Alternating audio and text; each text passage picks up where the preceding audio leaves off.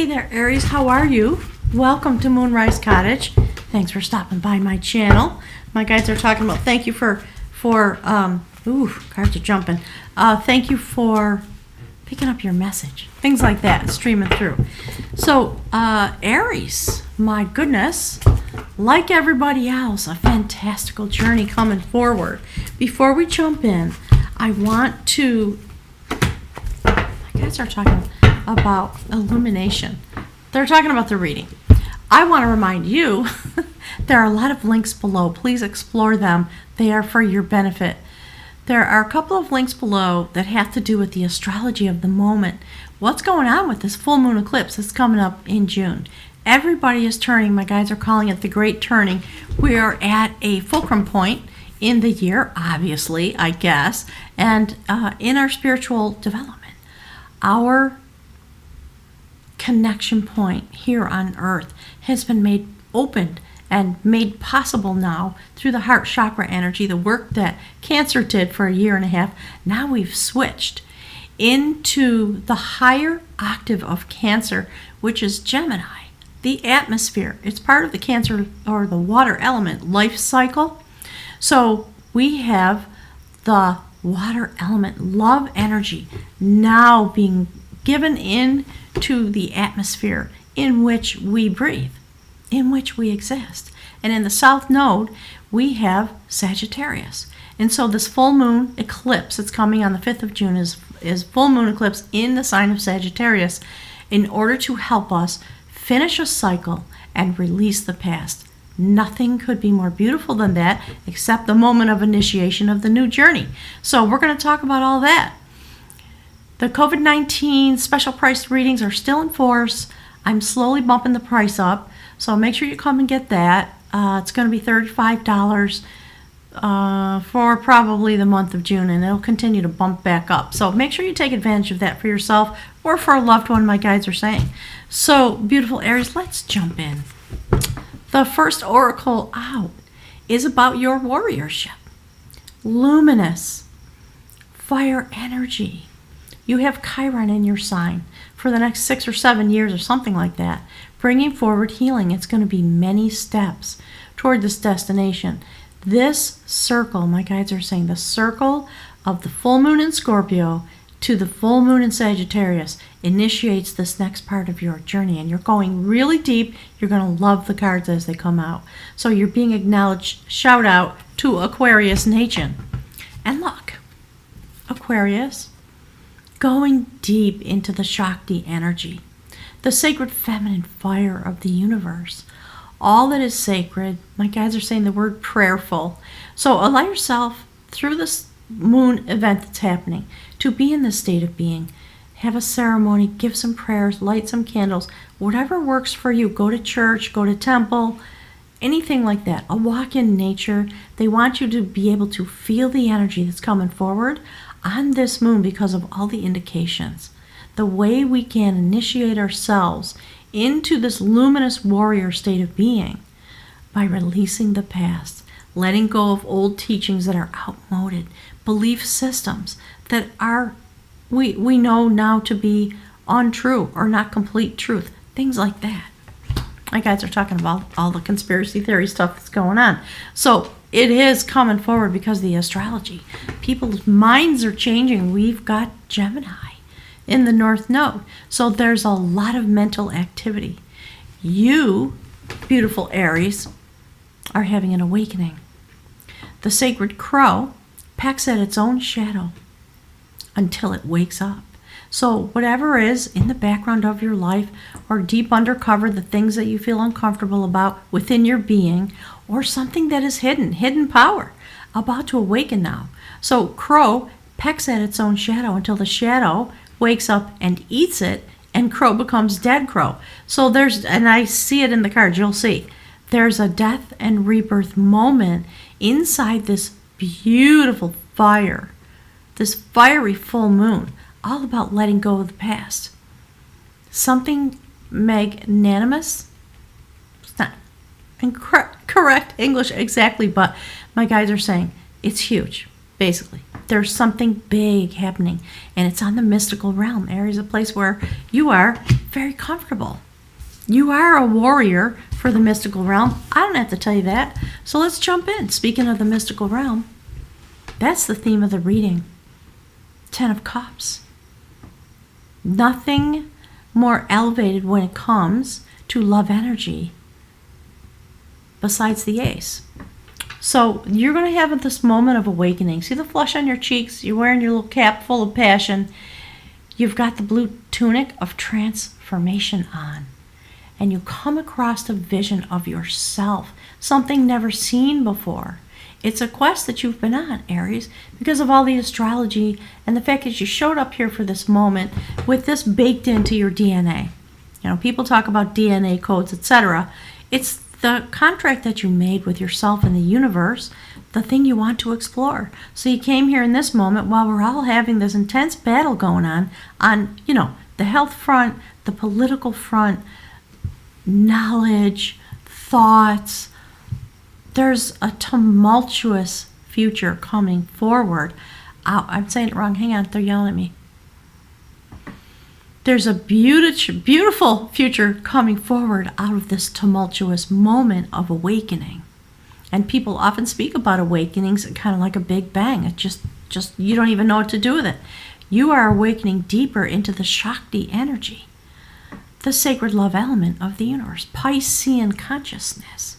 And you see it within you, perhaps for the first time, or a little bit deeper, or you feel it rising up within your being, within your heart chakra, because of all the work that the Cancer people did when we had the North Node in Cancer, and thank you to them. Look, that's you. When you have this vision, when something, whatever it is going to be, comes to you, it literally causes you to cross over the veil, to have a mystical journey into the sacred laws of the universe. And you become yourself in this way. Do you see all the passion in this Queen of Battle? That's the Queen of Swords. There's a sacred battle going on for the soul of the planet. Basically, we all know it. I don't have to explain it to you. You know what that's all about. When you cross over and you awaken yourself by pecking at that little stone in your shoe until you crack open, here's what happens. You guys are talking about elopement. It's interesting. So the foundation of battle, that's the Six of Swords. You're literally moving on into a new dimension inside your being and within the connection with the spirit realm. Do you see the spirit guide in the background watching? That's because you are on this sacred journey. You're moving on into a state of very high mystical clarity. All the sacred laws of the universe that Crow carries. And the mythology is that the sacred book of rules is bound in crow feathers. So it is about magic. It is about shape-shifting. It's about being, my guys are saying compliant, but it's more than that. Okay, compliant with and in service of the sacred laws of the universe as you know them on a spiritual basis inside yourself. And then you're going to move on.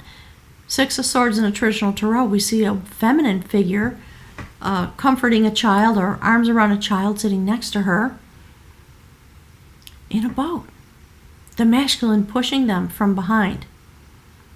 From choppy waters into smooth waters, a new destiny coming forward. And there's that beautiful warrior that's the gondola in your boat. It's a new foundation because you've come through a rite of passage. That's what this is about. Thank you, Spirit. Ooh, ooh, ooh, ooh, ooh. Really, it's just giving me a chill. Okay, they want me to hold everything up, so hang on. I'm going to try to do it. Let's see if I can make it happen. It's always a little bit of a challenge. So, there you are. Luminous warrior, having a Shakti awakening in this very mystical way, the way a beautiful Aries warrior would have, my guides are saying. Wow. Woo-wee. And then the next step, all right, step number 2, step 1 on a human realm. Step 2, a prophecy. That's the Ace It's so perfect. Thank you, Spirit. And the Ace of Wands. You transformed, see the blue trousers? Sitting in your place, wild and free, open completely from the will center all the way up, intent on creating the shining city. That is the mystical spear of King Lu. It clears away obstacles. You're sending your energy out. So then we're talking about the male energy coming through the mystical, shamanic, feminine power portal, the great mother goddess. And it is the Queen of Swords, the Queen of Clarity, who shape shifts as your guide to bring the masculine through the feminine portal into the mystery of the universe, the Shakti place. And when that happens, of course, a new destiny, a prophecy. An augury is a prophecy. Ace of Wands. All your power and passion coalescing into one singularity of a moment when you get to send your intentions out into the universe. So seriously, on the full moon, take a moment, make a ceremony, say a prayer, light a candle. Allow yourself to feel the energy that's coming through to you. And there you are. There's the brand new first step. Warrior of battle. Do you see your sword at the tip of destiny? That's about being able to provide what the clan needs, the sustenance needed, and we're talking about spiritual sustenance. There's the firepower, the sun, Uranus-style awakening. Love it. In the background, you got the blue kilt, once again, completely open. This is your progression. It's the picture of your progression. So while you take this journey, the thing that connects it to your soul journey, I have to cover that up. It's really too bad. YouTube freaks out. This is the Death card. It is the liberator of devotion in this deck. It's a photograph, an illustration of something called a Shila Nagi. It's the image that was, it's not really carved. It was casted onto the walls of churches that sprung up in the ancient pagan sites when they were trying to turn people's minds. That's part of what I think interesting that the guys are talking about that. Okay, so part of what is falling away with Sagittarius in the South Node, because you come into your warriorship, this moment of realization, you move on into future destiny when the untruths of the past fall away. So it's a journey that's going to take us the rest of the year, but this is the initiation point. And you're literally going across. A shaman carrying a head indicates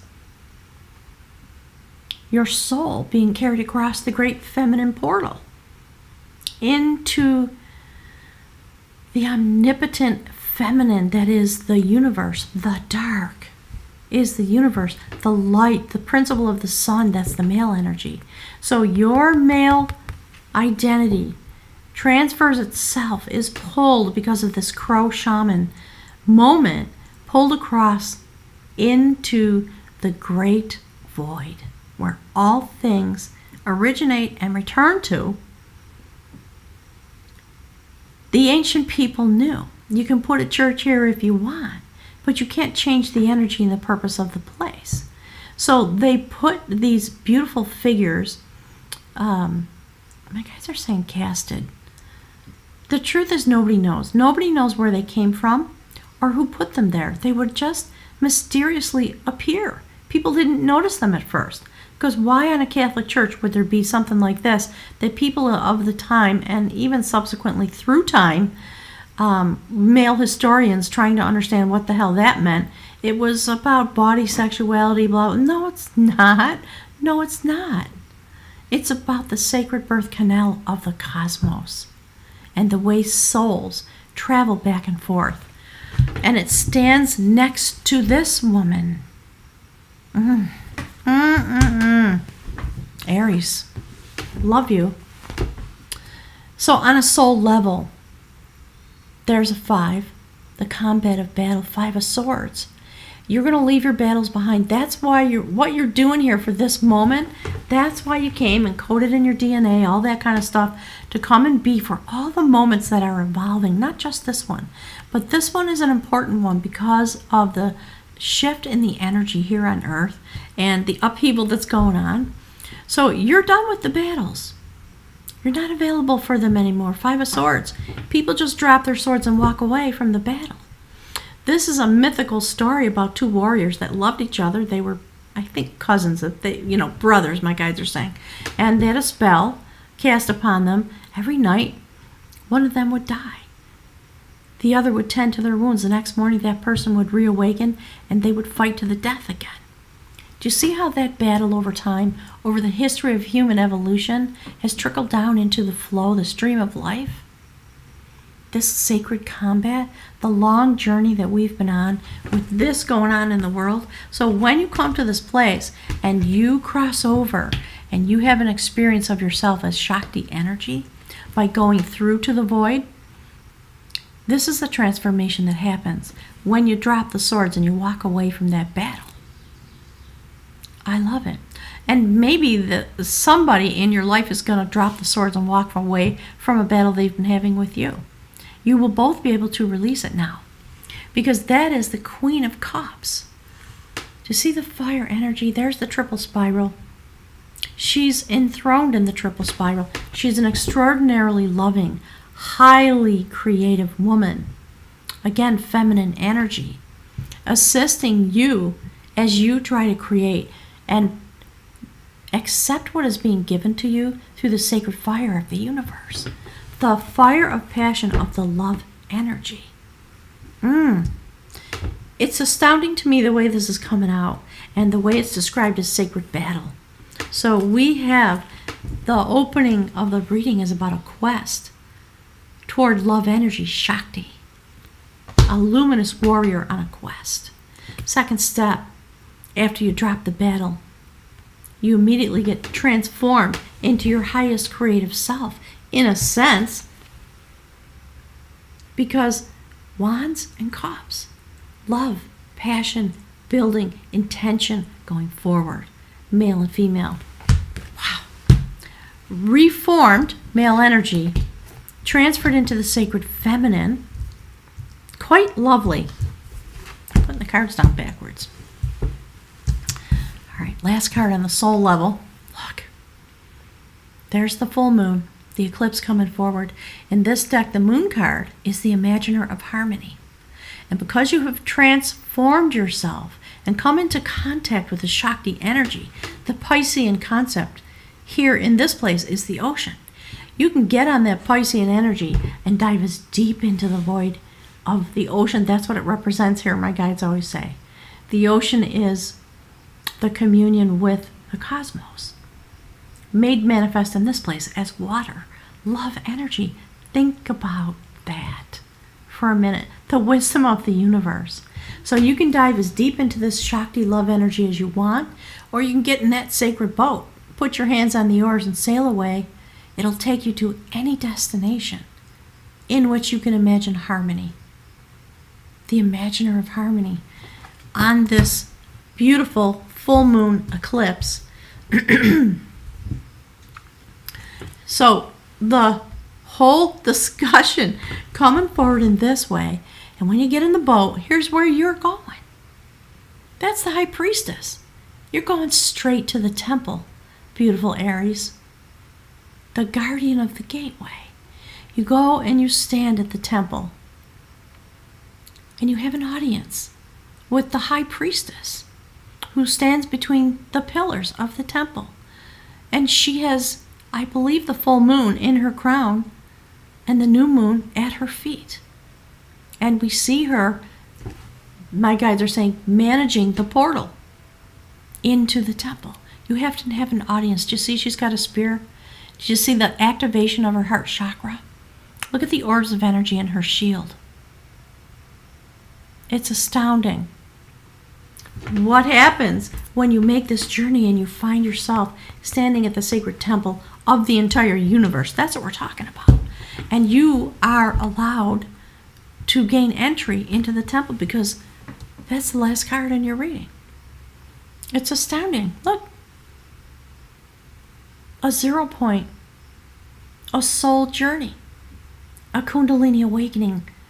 Even while you are in human form, you travel out with your soul into your destiny, the triple spiral. And it's about massive healing. So you're going to come into this moment over the course of the month and then moving on through the year, absolutely without a doubt in my mind. And beautiful Aries, let's pick from the bag of runes. Give you one more nugget, my guides are saying. So, do yourself a favor. Have a special moment on the day of the full moon. And if you're crazy busy and you're out working or you're taking care of kids and you're doing homeschooling, whatever the case may be, give yourself 5 minutes. At least, if possible. Or ask the family to join in if you have a family. Spirit, something for beautiful Aries, please. Oh, what is the information that will help them on their journey? Yeah. Beautiful. I like it. So the spirit of the moment is that the constraints that we have, and actually my guides started talking about this a while ago, the constraints that we have through this COVID-19 crisis are bringing forward love energy. Our heart chakras on a collective basis are cracking open because we now see all of us together suffering. And so the sacred moment is about understanding that there are no others. We are all here in this dilemma together. We're all in this crisis, trying to find our way forward. So it is the constraints of the moment that bring you, and I think for many of us, we are home. I'm mostly home. I go to the grocery store once every 3 weeks, that's it. And I wear my mask and my glasses and, I do my duty. So we are home and we have the time and the energy to ponder all these things. Okay. You're going to love it. Don't worry about it. Constraint and necessity and whoops. It's so challenging for me. I don't know why my brain doesn't wrap around this. Anyways, I'm trying to show you the page. Constraint, there it is. Not these. Constraint and pain and necessity. It's just a necessity that humanity go through this in these moments. Apparently, what did I do with my glasses? They're there. So we can come through to the chakra, Shakti. Oh, that was a nice slip. Chakra, Shakti energy. So the necessity of learning to deal with severe constraint is the lesson of not these. This rune represents obstacles that we create for ourselves, as well as those we encounter in the world around us. Both can be equally difficult to handle. The role of not these is to identify our shadow. Thank you, Spirit. Our darker repressed side. Places where growth has been stunted, resulting in weakness. Weaknesses that are often projected onto others. Yep, that's what we're talking about. Don't take the world so personally. Work with the shadow. Examine what it is in your nature that attracts hardship or misfortune to your life. When at last you can look upon the rune of constraint with a smile, you will recognize that the troubles, denials, and setbacks of life as your teachers, your guides, and your allies. The need for restraint is unquestionable here. Drawing this rune indicates that there may well be hold-ups and reasons to reconsider your plans very carefully. Don't go out without a mask on. Things like that. Just don't. Be discerning, have critical thinking, understand that there are many outcomes for every choice that you make. I am a retired nurse, and it throws me into an Aries rage when I see people without a mask on because they're telling me they're willing to put my life in danger. Foolishness. The supreme level of foolishness and arrogance and lack of self-awareness, blah, blah, blah. So,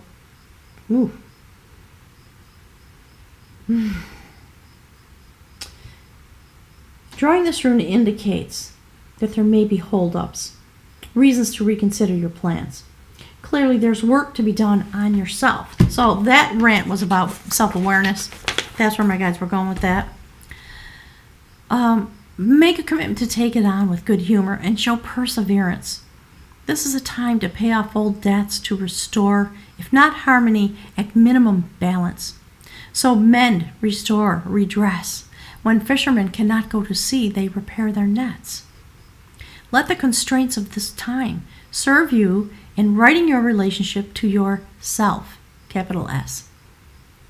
Be mindful that rectification must come before progress. And as always, consider the uses of adversity. Beautiful. Thank you, Spirit. Thanks, gang, for being here to pick up your message. And I do sincerely mean it. Please wear a mask. Dear God, I don't understand why people would choose not to. It's not going to go on forever, but for right now, it's really important. And, as the research goes forward, it is becoming entirely more clear that there really is aerosol transfer of the virus that was spoken about in the beginning and sort of has been dropped, and now they're talking about droplets. Forget droplets for a minute and understand that when you are in a place where other people are walking around and breathing, especially if they don't have a mask on, there are tiny particles in the air. You can't see it. You don't know it's there. And you walk through a spot where somebody's just been breathing and you absorb the virus through your eyes. Or if you don't have a mask, through your nose or your mouth. Or you touch something that has virus and then you touch your face. Just please, okay? Thank you for listening to that Aunt Velvet style rant, but I'm literally begging you, please do not let your guard down.